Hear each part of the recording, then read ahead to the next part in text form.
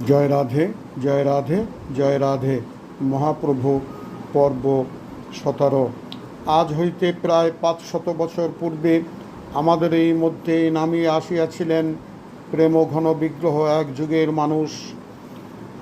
বাংলার কোলে ভগীরথীর কূলে কীর্তন মাতোয়ারা নদিয়ায় পূর্ণিমার সমুজ্জ্বল সন্ধ্যায় শ্রী শচী জগন্নাথের আনন্দমুখের আঙ্গিনায়।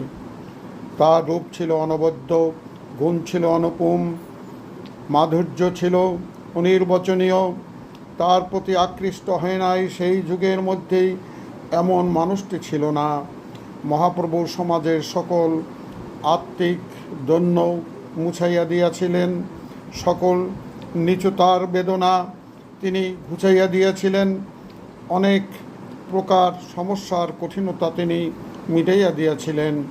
আমাদের সেই মহাযুগের দেবতা শ্রীকৃষ্ণ চৈতন্য মহাপ্রভুর পাদপদ্মের দিকেই তাকাইতে হইবে। একমাত্র বেদনার অন্ধকার হইতে শ্রী গৌরচন্দ্রের করুণা চন্দ্রিকাই আমাদের চলার পথের শ্রেষ্ঠ পথেও হইবে। জয় রাধে, জয় রাধে, জয় রাধে।